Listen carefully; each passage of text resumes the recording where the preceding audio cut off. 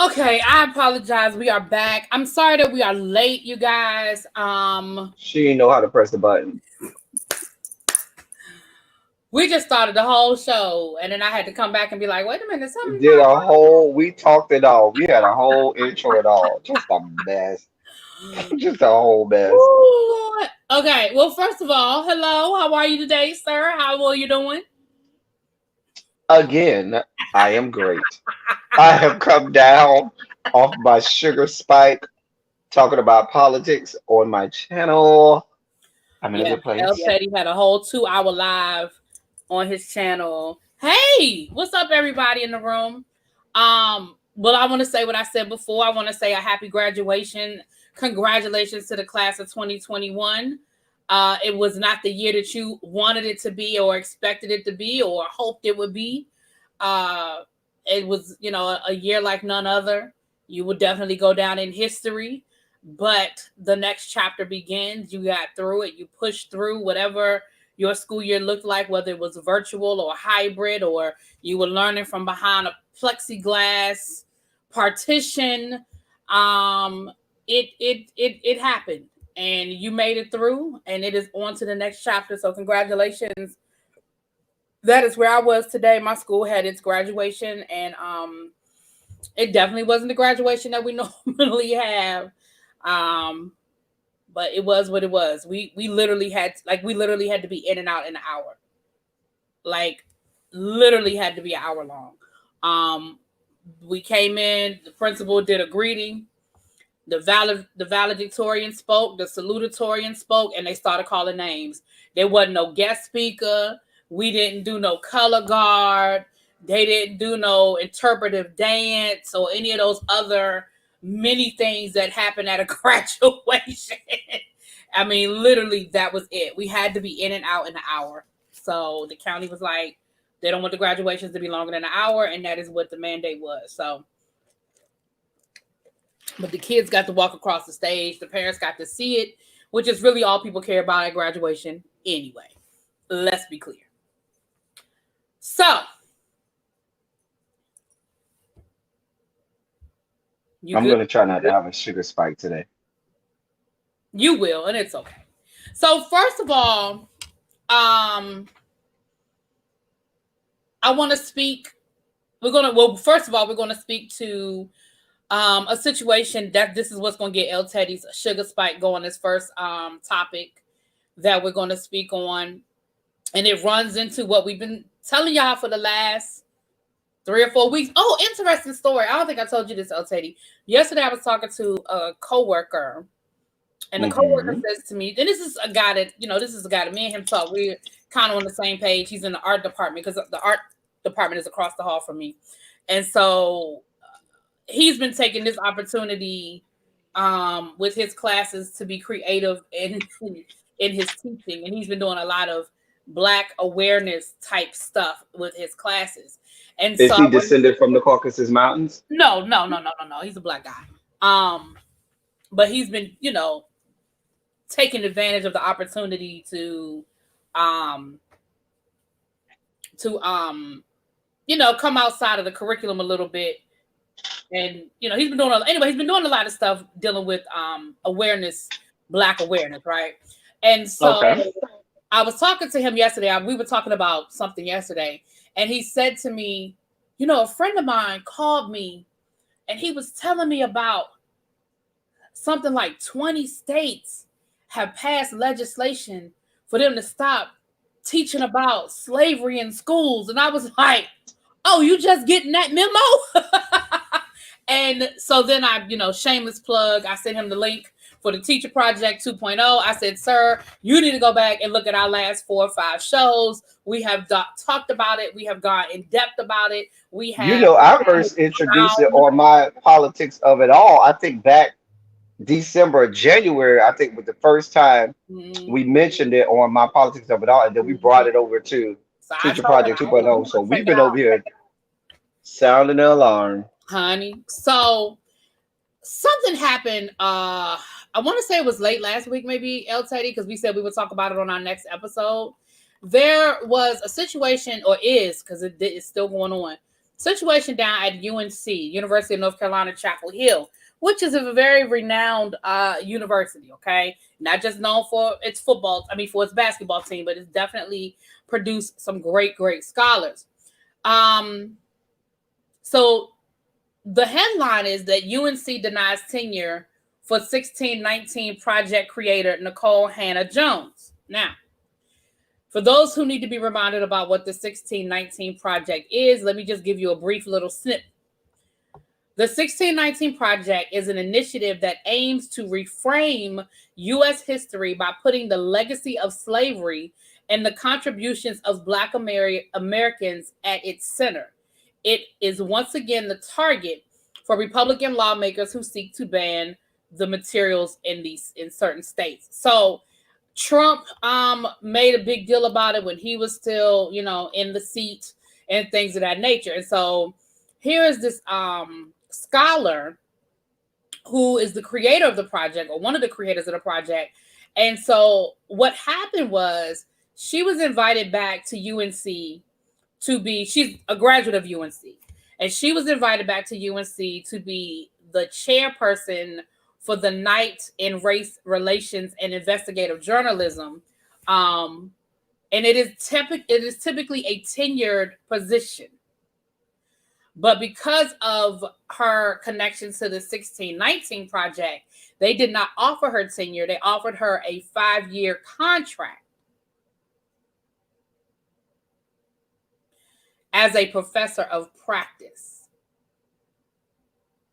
I hope I didn't say too much and that y'all understood what I said just now. El Teddy?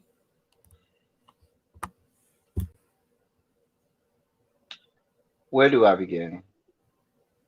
Dear Lord, first, let me say this short prayer. Dear Lord, guide my tongue, guide my thoughts, so that I do not have a complete and utter meltdown. Here's my problem. My problem comes because when we were discussing, I'm not sure if it was last Teacher Project 2.0 or the one before that, where we really went into critical race theory. I think it was the one before the last one.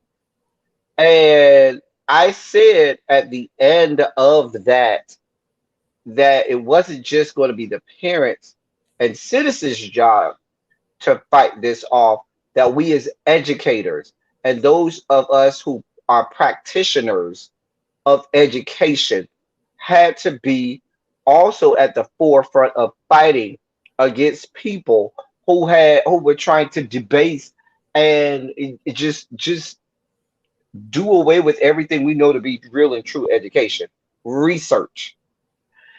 And now to have what is considered a reputable institution of higher learning use this woman's research that she has done, and the fact that she went and did all of her homework as the basis for excluding her from tenure. Mind you, one of the principal aspects of giving tenure to a professor comes from you having done research and you having been published and you having added to that field of study. For them to come out and have this be the basis by which they are denying tenure to her is disheartening and it's scary. It's one thing for politicians who are not in the field of education, who don't work in education sectors, who not their job to do all of that posturing and all of this political stuff that they do. It's a completely other thing when institutions of learning start to go along with these political ideologies and change the face of education as we know it and denigrate the whole system of education. I talked about on a live that I did the fact that in states are now passing laws against student protests at colleges and universities, where now they're going to start to jail and convict college students for protesting and convict them of felonies, which would take their rights to vote. And we know the history of colleges is, in America at least, is founded on protests, founded on young people expressing themselves and being sometimes counter to the status quo and the political norm. And so we have all of these agents and avenues by which so much is being concentrated toward the field of education and what the education should and should not do, that it's becoming scary, and something has to be done, because now we will have this pseudo education and not true education. Education will no longer be based in fact, it will be based in popular opinion. And now I can't even say popular opinion, but the opinion of those in power. And when those in power have the ability to influence education, then you have the bastardization of a lot of things.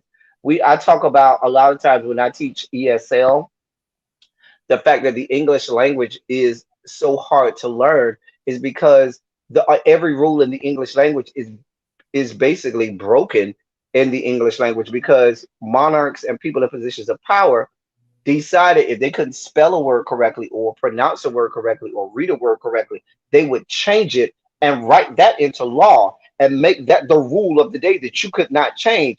And so instead of having true form of education, you have people in power that says, "Oh, I don't like that. I don't like the truth. I don't like facts. I want to go with whatever I think, and now I'm going to change everything." And so now we have this just denigration of everything that we know. I'm very afraid.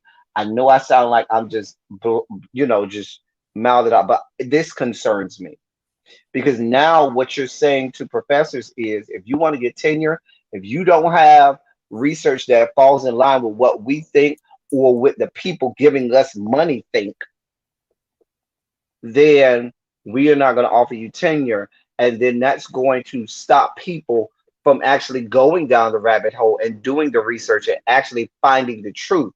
And now it's not going to be a search for the truth. It's going to be a search for what I need to find to make these people happy. Go on, really, because I got a whole lot in me on that. Go ahead, because Um, I don't disagree with what you're saying, but let me play devil's advocate for a second. Hasn't tenure always been political? Hasn't it always come down to the right people thinking that you should be here? I mean, it's always been a political thing. You can work, there are people who've worked at their schools for 15 years and not gotten tenure. So, and again, I'm not disagreeing with nothing you're saying, but I'm saying the political side of it, hasn't it always been political based on, you know what I'm saying? I'm going to say yes and no. Okay. And I say that because some people, and I'm not saying you, but this is just to educate people. Tenure isn't just based on the tenure of time that you've been at a I school. get it. No, There are no. This is just to educate some people who may not know, because a lot of people think that that's how this works. Oh, I've been working at this school this long, and I just get tenure. That's not how that works. The amount of time that you have been teaching, excuse me, is a very small part, but it is based on whether or not you've done research, whether or not you have been published and in scholarly journals, whether or not you are accredited within the field, and so forth and so on. And it is part and parcel with politics. However, generally, those politics come outside of your research. The politics that comes in is not based on the politics comes in. Did you rub elbows with the wrong people? You know what I'm saying? There's that kind of politics, and that's the politics and posturing that comes with most workplaces.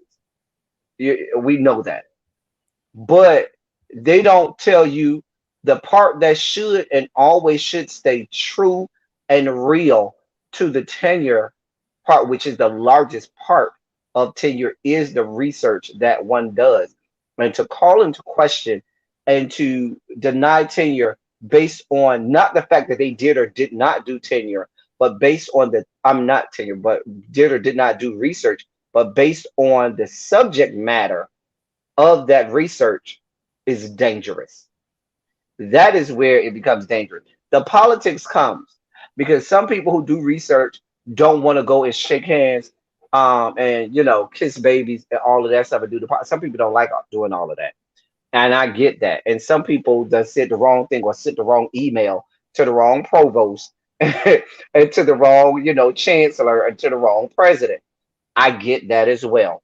But and that's the politics of it all. But what it should never be said is that this was because this person had done research and we just didn't like the type of research that they did.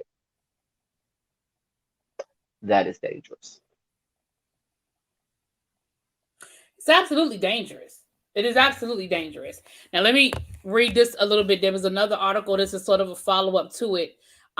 Once again, the links are in the description box. The links to the articles that we're going to be discussing are in the description box. So there was a little bit of a follow up. And let me read you guys this article. Now, that first article came from Essence Magazine. This is coming from Inside Higher Ed, this article. So, a breach of trust. UNC Chapel Hill professors demand a vote on Nikole Hannah-Jones tenure case. Faculty leaders at the University of North Carolina, Chapel Hill, pressed the Board of Trustees Monday to vote immediately in the tenure case.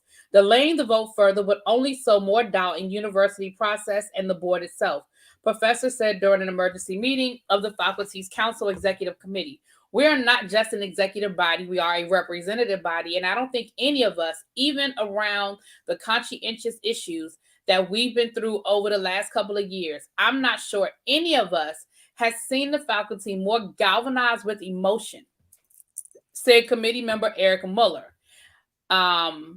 The Dank K. Moore Distinguished Professor in Jurisprudence and Ethics at Chapel Hill. I see no reason to hide the fact that we are outraged. Chapel Hill has indeed seen its share of controversies in recent years, including the university's handling of the Silent Sam Confederate Monument. Even among those incidents, the Hannah-Jones case stands out for its implications for academic freedom. While Chapel Hill's governing board does have the final say in who gets tenure there and who doesn't, the board's longstanding practice, as is common across higher education, is to accept faculty and administrative recommendations. I'm not going to read the whole article. Let me read a couple of more things here. They need to do it immediately, Chapman continued, referring to the vote that the faculty committee is now demanding. She's waiting. She will take another job. Here's another one. She's got to know what's going on for her life. So it sounds like that the faculty is supporting her and that they're upset at this situation, and also that they're upset that that the school is playing games and keeping her in limbo. I don't want to read the whole article. Many believe, let me just read this last part. Many believe her involvement in the university and her talent in the classroom are paramount and want her to join our faculty as a distinguished professor. And we steadfastly believe that she deserves tenure. So they are supporting her and they are pushing the school to vote, and they've definitely recommended her for tenure. So it sounds like she has the support of her. Well, that's because part of the process of getting tenure is a faculty board that also is supposed to go through the checklist and all of the package that comes with that person and say, hey, we as a faculty, we green light this person. This person has checks all of the boxes, and we as already tenured professors accept this nomination for a professor for tenure, because these are the people who have expertise in this, and they have deemed that person. And it's cross curricular. It's not just within that particular field, but it's cross curricular. And what they're saying is true. Generally, a president and provost or chancellor, they don't make this decision on an island or in a bubble. Right. That's why they send it to that board, because they know these are the people who know. These are the people who gone through the process. These are the people who are, have expertise in higher education, specifically with regard to granting tenure. They've been there, they've done that, and they've been through the process. And so that it went through that board, we rubber stamp it. They didn't. The problem with her is they didn't even let it go through that committee and that board before they just came right out and said we're not going to give her tenure.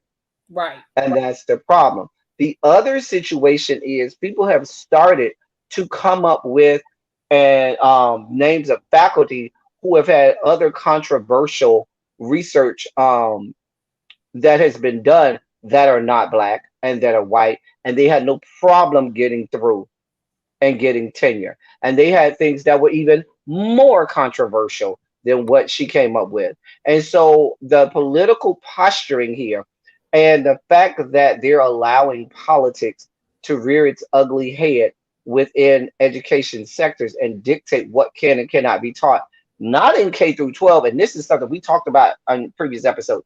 Now it's bleeding into higher education, which is supposed to be separate from state run and state sanctioned K through 12. It's dangerous times. It's very dangerous times. It is. It is absolutely and unfortunate. And again, here's my issue with stuff like this. I mean, one, yes, I have a problem with the whole situation. But here's my not bigger issue. I don't want to say bigger issue. But here's one of my issues. You knew this about this woman when you invited her to take this position. So I have a problem because I'm not understanding how we got here. You knew this. Like her work with this with the 1619 project is not a secret and it's not new. This has been going on for a couple of years now. So I'm not sure what the thought process was when they invited her, and then I'm confused. I'm confused. It's not like this was like, oh my goodness, we didn't know anything about it. You absolutely did. Anyway, all right. Well, There's no need to be confused. We know what it's about. Well, yeah, absolutely. All right, so you guys keep an eye on that. If you are in the state of North Carolina, UNC is a state school, so you absolutely have a voice. Your tax dollars are paying. So if you live in North Carolina, send an email, a phone call, a tweet to the school and let them know how you feel about it. If you feel that this is wrong, you may not feel it's wrong, but if you feel like this is wrong, please text, email, tweet your support for Dr. Hannah, and again, you pay taxes, so yeah. All right, and now here is a situation. This is one of those conversations where me and El Teddy have a different opinion. Let me go to the article.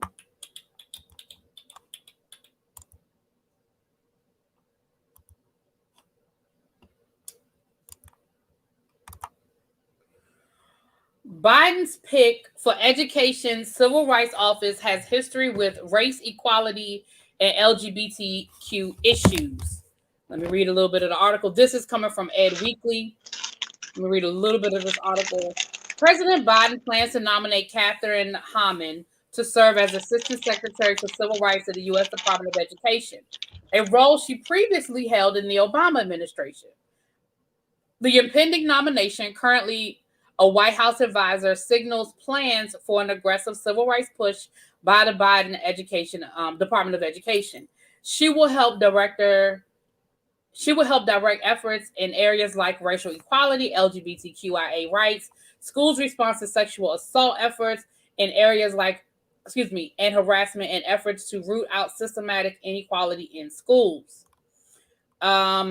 In her previous tenure at the department, she oversaw the creation of two key pieces of civil rights guidance: a directive that said transgender students had the right to access school facilities like locker rooms and restrooms and match their gender identity. I'm sorry, y'all. And another that said schools may be in violation of federal civil rights laws if they have significant racial disparities in discipline rates. Which, of course, we know that is... Anyway, we know how that affects Black boys specifically. Both of those directives were overturned by the Trump administration, and Biden has said he will reinstate them. Under Hammond, the education department responded to civil rights complaints by examining school and district data to look for broader patterns of discrimination rather than focus solely on the incident in question. The Trump administration also steered away from that approach, calling it an overreach. Again, I'm not going to read the full article, um, but it goes on to talk about uh, the other things that she did when she was in the office the first time and what the agenda for the next 4 years under Secretary Cardona would look like. Now, here is where El Teddy and I'm not going to say we have a differing opinion. Well, we do, I guess. It's not a major differing opinion, but it's different. Um, El Teddy, you can share with everyone how you feel about this. Oh, I thought you was going first. I'm sorry. I had already started eating You're my gonna have to candy. go first for me to talk about because I don't want to speak for you. Well, I Catherine Lamone is an incredible educator and did phenomenal during the Obama administration. She was there for the whole second term of Obama. And I'm here for her. However, my concern is the retreading for a couple of reasons. The retreading because one, she served at that position again, and twofold for her, one for her and one for others. Twofold in that regard. One for her because she can she served in that position. She did a yeoman's job at that and did great. Why not offer her a higher position within the Department of Education, or at some other level higher than what she is? It would be like me working for a company and blowing my job um, out of the water, and then the boss that I work for, he gets promoted. Like, let's say I worked at a grocery store. Okay, my Public, boss was, huh? Publix, maybe. My boss was over the meat department. Of course, my boss would be meat department. Anyway, and I was one of his workers. I worked at the meat counter, and my boss was the manager of the meat department. And he left the store. And told me, when I if I ever get up to store manager, I got you. I'm gonna look out for you. You know what I'm saying? Because you worked your behind off for me. Couple years later, I come to find out he's a store manager. And he calls me up, hey, I need you. I told you I was gonna look out for you. I got you. Come on over here. And I go over there, and you still got me working at the meat department. I'm thinking that you moved up. I already did this job at the meat department. Not that I can't do it, but I feel like no, I did a good job. You should at least be offering me a assistant meat manager or some type of elevated position than what I was when I served with you earlier. That's the first part. My second part is there are a lot of other people who are looking for that opportunity. And there are a lot of other, and I'm gonna say I was looking in this time for someone from the LGBTQIA plus community to serve in that capacity, because right now, and one of the largest issues for that office right now and in the foreseeable future is going to be the subject of trans rights. And so it helps when you have someone that knows and experiences that can be have a seat at the table, and that can speak to what it truly is like to be to have that experience, because and we talk about this all the time, the fact that it sometimes is not as good when you have people making decisions for a group of people and nobody in that group is at the table making decisions. It'd be like me and a bunch of my male friends. making decisions on women's rights, which happens all over the country, without talking to a woman about it. And it ends up going the wrong way. And so now that we're talking about, there's a whole world of issues across the fruited plains with regard to the trans experiences and laws and stuff that are being passed within education about that. And this office is directly involved with Title IX and so forth. I just would have thought that he would have leaned more to someone from that arena, so as to be, intimately involved with that fight. Because that is a fight that is happening all over the country, and the Department of Education is going to have to take a real stance on that and come from a place of knowledge and experience. So my opinion, which is different. One, I feel like that first example, you was putting 20 on 10. There's no evidence that Biden promised her anything. So your example about I didn't say you promised her anything. I was just using I'm my gonna look out for example. you. You did say that. You were like, I'm gonna look out for That you. was me with the meat department. I didn't say Right, that was your Biden promised example, her. right? That was your example, right? Mhm. Okay, forget it. What I'm saying is, one, is there a position between where that position and the Secretary of Education? Like, isn't that pretty much at the top of the pyramid? Like, there aren't too many other positions in between what she would be doing and the person who runs the whole kit and caboodle. So I don't know if there is an elevated position to give her from what she's already doing. That's number one. Like, I don't know. Is there something else that's even there? He didn't have to give her another position in education. He could have given her a position as another part of the cabinet higher. Okay. So for that, I don't, whatever. And as far as there are other people looking for the opportunity, yeah, that's great. I get it. That's fine. But if she did the job before and Trump spent the last 4 years erasing what she put in place, why not get the person, the architect of the policies in the first place, to come in and put the puzzle back together? She created the puzzle. So why not bring her in and let her put the puzzle back together? I Because she's don't not have the a only problem one with that. capable of doing that. I get that. I'm not saying she's the only one capable, but And what the I'm other thing saying about it is, is why that not I her that fix problem? that line of thinking and ideology is what has kept a whole lot of people from getting a lot of jobs. It's the good Okay. old, well, so and so has been doing this for me for a long time, and that's the whole reason a whole group of people and race of people have been kept out of positions, because they say, well, we don't need to have a black person because No, we this got a is white this is person how you're that's been trying to doing run this it the whole through. time that You're been doing. making this We a don't need to racist have issue. This nobody. is not a racist Wait, I'm issue. not just saying race. I'm saying any group of people. We don't need to have a woman because we got a man that's been doing this for a lot of years and he No, ain't do no bad you're job. turning So this ain't into no reach for that me. is not El Teddy. That's not. Well, for me, It is. it's not. If she did the job and she was good at it, why she can't have her job back? Why should she no longer be able to do the job that she was good This at? wasn't a job that she applied for. This was not It a job that she doesn't matter. applied So for. what? Yes, it does. No, it It doesn't. matters because Because if it she matters didn't want it, because she would have declined. It wasn't like that. It wasn't like just she's because not they going. asked her to You're do not going to something. say no when you're offered a position on a presidential cabinet.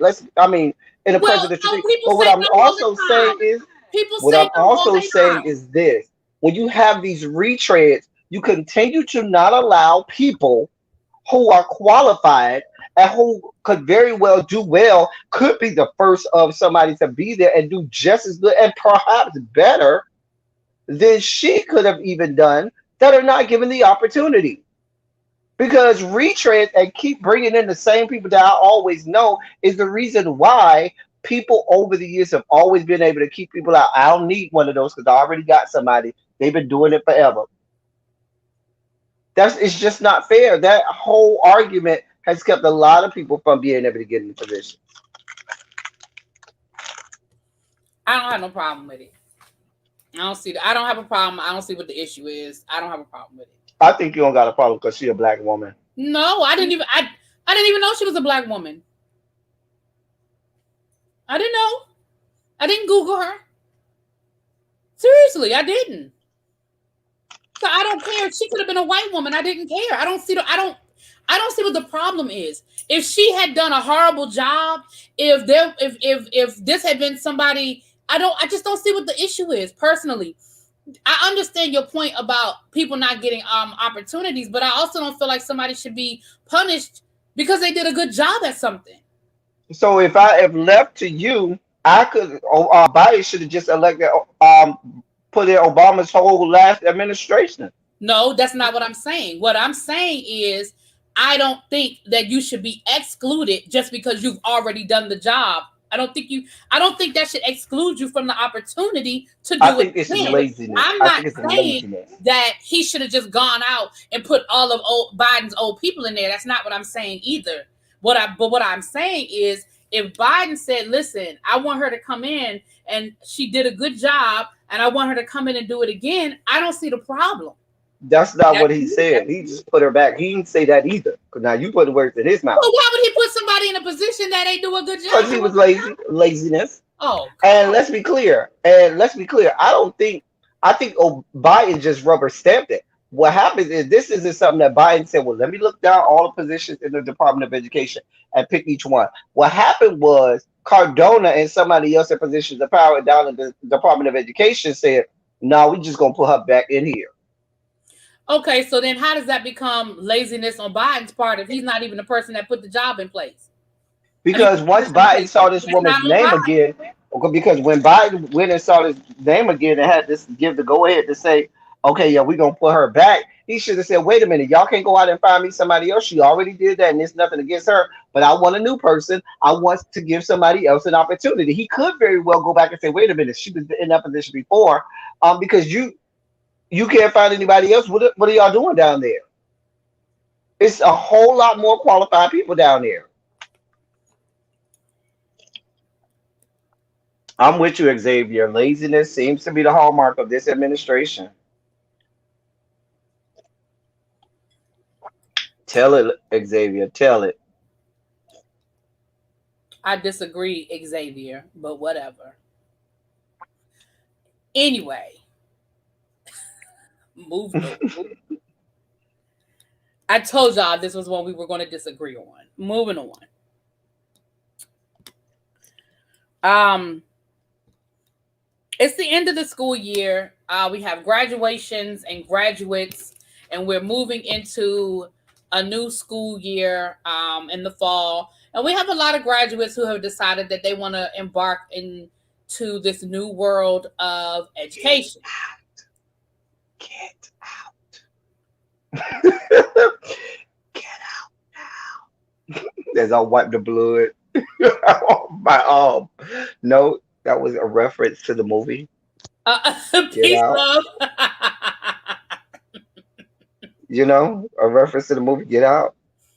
And it's funny because I saved this for the show because he told me about it and I ain't say nothing. I just said, I disagree. Mm. So we decided that we would do a segment from now going through the summer, helping new graduates. One, how do you find a job in education? And two, what types of things should do moving into education? There are definite pitfalls, things that I was told going into education that, just like any other thing with advice, you take what you can use and you throw the rest away. But what you realize is what you threw away is probably what you should have kept. But anyway. So the first thing we wanted to do today, you have graduated and now it is time for you to look for a job. Now, let me say this. There are traditional ways to go into education, and then there are the non-traditional ways to go into education. I myself followed a very non-traditional path. I believe El Teddy did as well. Hmm. So I'll tell my path and I'll let El Teddy tell his path, and then we'll sort of talk about what the actual what the path is that if you follow the traditional, I won't even say it's a traditional path, but if you so the regular path is if you major in education, you do your student teaching as part of a class, you do your practicum, you do all of You those take things, all your tests. you take all of your praxis exams so that once you graduate from college, you actually are a licensed Mm-hmm. teacher in the state in which you graduated from. And even if you didn't um pass the test, because some people it take them one-on-one opportunity, one-on-one time to pass that praxis. You know you're on the road and you know what you need. And also really be a lot of education schools of education or colleges of education are now making it where they will stop your graduation until I've seen some Oh schools wow. going down that route where they Wow. will not give you they will not give you a degree until you have passed those it started that trend has started Wow. where you have to have passed your exams in order to, Wow. And again, which and makes again, sense people, to me. I mean, I don't see why I that wouldn't understand. make sense. No, I get it. I understand it. Although I see it like I I wouldn't didn't want get my it like this. doctor to be working on me if you ain't passed your test to, practice medicine. But I want you. practicing something and graduating are two different things. So, for example, you can graduate from law school and not have passed the bar. So, you graduating and practicing are two different things. Anyway, but and let's be clear, the praxis is new. That is something that has spun out of No Child Left Behind. We always talk about No Child Left The Behind, and it's what is new?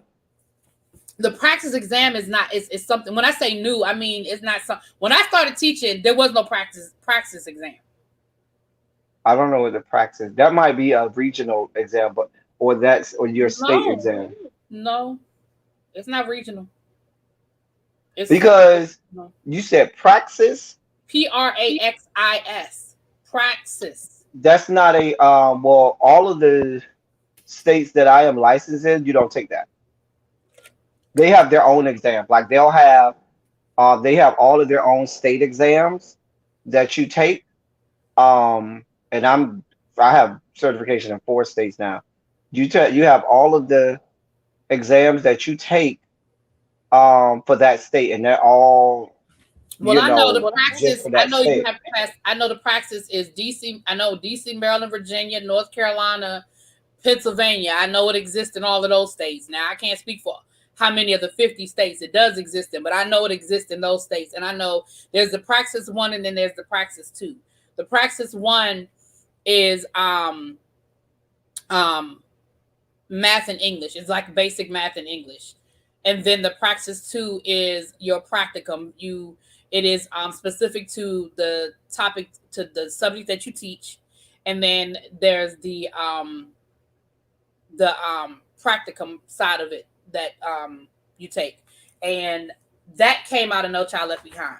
That was something that and so Well, in most maybe because you states, were licensed before, maybe no, you no, no. I've even with when I go to I've asked, I've been brought up to speed on every on their whole all of the tests that that they take because they'll say this test will apply for this test that we have over here, and different things like so. I have been, but I will say every state has I some form of an exam that will we call it in I'll say in Florida general knowledge, where it's just a basic exam, like almost like a college entrance, where it's gonna have English, it's gonna have math, um, it has probably an essay on there, or something that's just a general knowledge exam. Then you'll take a test dealing with your subject area. that's the praxis. Listen, what I'm saying is that the one that you take is called the practice. What I'm saying is every area or state not necessarily is that exact praxis exam, but they have their own iteration of what it is. They're separate tests. You're saying it's all one test, 2 parts. I'm telling you it's separate tests because No, I it's have, no separate test, but it's two parts. It's part one and but part I'm two. saying, but what I'm saying is that then there's a third part outside of the subject area and the general knowledge, which is the educational pedagogy in tests where where you they call it some places call it the professional test, some places call that the standards test where it gives you it's like a professional test on pedagogy as well as practices within education and stuff like that. And they'll have that exam as well. And you have to do that in addition to um, if you don't come from a school, having graduated in education, you will have to take certain courses in education, and they'll give you a certain time limit to take certain courses that you will need to satisfy in order to get licensing in a state, because they recognize that even if whatever field you come from, you can't teach unless you have these you've taken classes in these areas, um and and get Okay. those under your belt. Well, let me just say this. Basically, what you're saying, I hear what you're saying, but let me say this. You need the praxis exam in 45 of the 50 states. So I'm just telling you that probably most places where you're going to go, you're going to need to take the praxis exam. When I first started teaching, the praxis exam did not exist, but it was something that came out, it was spun out of No Child Left Behind when we started getting into a universal requirement for teaching. So, I just wanted to say that. So 45 out of the 50 states, which and also, well, excuse me, 44 of the 50 states, and then DC, Guam, Samoa, U.S. Virgin Islands. So you may want to look into the praxis. Anyway, I was just saying that most schools, if you major in education, then they make sure that you've taken care of those things, whether you pass the exam or not. You have taken it probably prior to graduation. I myself was non-traditional. I did not. My undergraduate degree is not in education. I did not study education. So I sort of stumbled into education. And when I got hired to teach, I had a certain amount of time to get certified. They gave me a certain amount of time to get certified. And that is when I got my first master's degree, because they gave me this whole list of classes that they wanted me to take, which would have been classes that I would have taken in undergrad had I majored in education. And so by that time, I was like, well, if I'm going to take all these damn classes, I need to walk away with something. And so that's when I got my first, hey, Heaven Sent, hey, babes. That's when I got my first master's degree, which is in teaching and teaching and social studies. So that's how I kind of got into education. I applied. I was ready to move back to DC. I was living in North Carolina at the time. I had subbed while I was in North Carolina, so I applied. DC was having a job fair, an open house type situation, and literally I got there. I think it started at 9 in the morning. I got there when it started. I left at like 6 o'clock that evening, and when I left, I was taking my oath. I was being sworn in, so I literally had a job that day. So that's what happened to me. And you're sideways. El Teddy. El Teddy. El Teddy. Can he hear me? I don't know if he can hear me, y'all.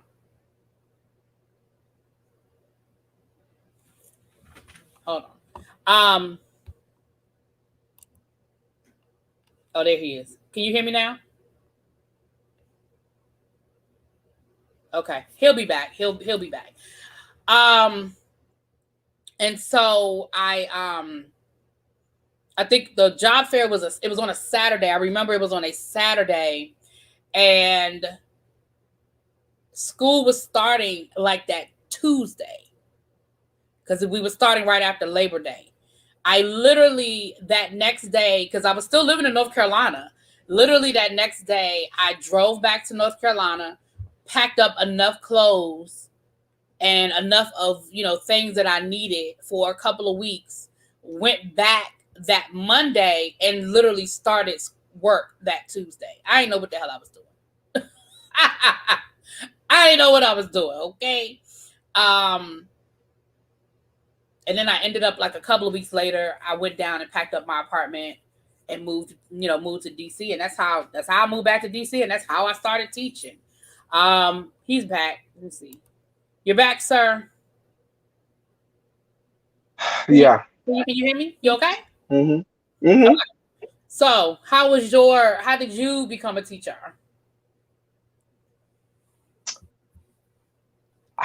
I don't even know that I want to get into that whole long story. Summer Well, dance. It no, wasn't you don't have traditional. to make it long. Yeah, I don't even want to go into it. One day I was teaching, one day I wasn't teaching, one day I was, and it literally almost happened like that. It wasn't at the beginning of the school year; it was in the middle of the school year, and I was given a book, not even a teacher edition, just a book, Oh, and then told, "All right, go in there, you got this." Mind you, that was only the book for two periods, and the other 5 periods, 4 or 5 periods, I didn't have the book. But and this was the middle of the school year. Well, it was last day of the first market period. Anyway, and then I was on the timeline where I had a certain amount of time to pass all my tests and take mhm. all the courses and do all of that. And you were on a race. Oh, Um, oh yeah. and I was in the middle of the hood, not no play, the hood. And you had to make it. You had to make it. Oh God, maybe one day we'll tell those stories. It's a long story for me. I don't want to draw it out, but needless to say, there's a lot of that goes into becoming an educator, which is why sometimes educators become very offended when individuals try to call into question their practice and their expertise in the field of study. So I definitely understand. But yeah, um, but we found some places where, because nowadays there are other methods like, there's job boards that there are for teachers or people who want to enter the field of teaching that you can go to. One of them is schoolspring.com, where you can go and you can set up a profile and put your resume and all of your information there and search for teaching jobs with school districts, both public and private and charter. And Um, I've actually used School Spring myself. So Also, there's a another job board called teachers-teachers.com, where you also can go and do the same thing. You set up a profile, upload your resume, and put in all of your information, and you can go there and search within your respective state for teaching positions, public, private, and charter. And also, it's not just for full-time teaching jobs; it's for full-time, part-time, school administration, yeah. clerical, even custodial, as well as other positions on the staff. So Right. And this is now this right here is teacher/teacher.com. And you see how it's broken down by grade level. And then it's broken down by state. So if you're willing to move, you can just apply based on what you want to teach. If you live in a certain area, then also it's in alphabetical order altogether, but then it's also, subjects. So it's all about what it is that you're trying to do and your DJ Khaled. I don't know what that is. Okay. But you can definitely find like El Teddy said, all types of positions on all types of levels all throughout the United States. Um like I said, I have used School Spring where I have, you upload your resume, you fill out what it is that you're looking for, what positions you're looking for, what areas you're looking for, if you're willing to move or relocate or things like that. And um it sends you, what it does is it sends you job alerts um for when positions become available in those areas or that meet your criteria. You get the job alert, and then you get the announcement basically with the what is the job and when does it close and all of that good stuff. So there are a lot of different if you're looking to work in education, you can always go to the website of your local school board. Obviously, that's basic. You can do that. But these are just some other resources, which again the links are in the description box that you can visit if you are looking for positions in specific areas, specific positions or specific subject matter grade level. And like El Teddy said, public, private, and charter are on these platforms. And yeah, El Teddy Bilo says, "What is your specialty, and what level do you teach?" So there's what is I've your taught everything from 6 through 12. Um, English, gifted and talented advanced academics. Specialty within advanced academic. Also taught ESL, um, which is English as a secondary language. Um, um, but my expertise would probably be high school, 10th and 11th, and also advanced academics, gifted and talented. I actually taught the teachers how to teach those areas. I was responsible for all of the curriculum within those areas, setting them up, vetting the curriculum, and all of that stuff, mapping and all of that stuff. So yeah, Yep. Xavier, I feel like we've answered this question. I don't have a problem answering it again.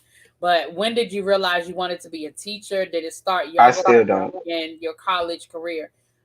For me, when I was younger, I wanted to be a teacher. But everybody kept telling me teachers don't make no money. And I was like, well, hell, I want to make money. Like I don't want to be broke. And so I moved away from that as I went to college. I told you guys I was pre-law. Well, my undergrad degree is in poli sci, but it was with my eye on going to law school. And when I started taking my pre-law classes, like constitutional law and torts and stuff like that, I was like, oh no, this not what I want to do. I gotta cut out in just a second, really. Be I got that was an important phone call that I got.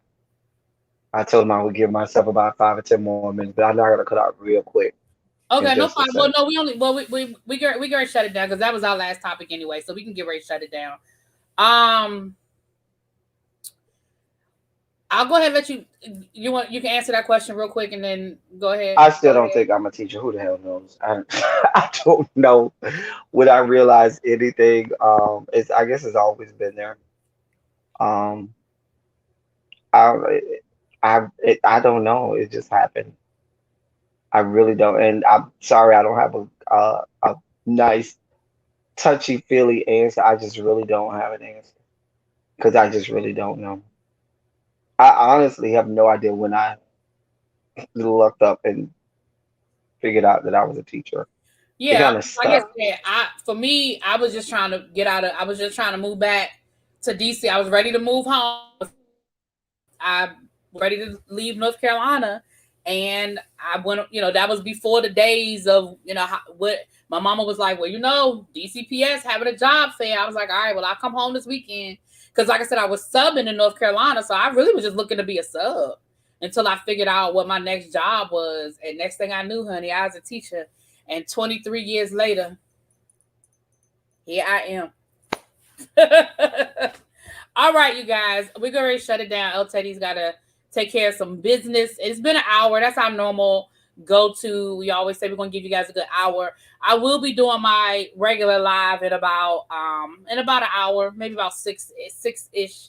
Maybe I won't wait till 6:30, but between 6 and 6:30, I'll be doing my regular live.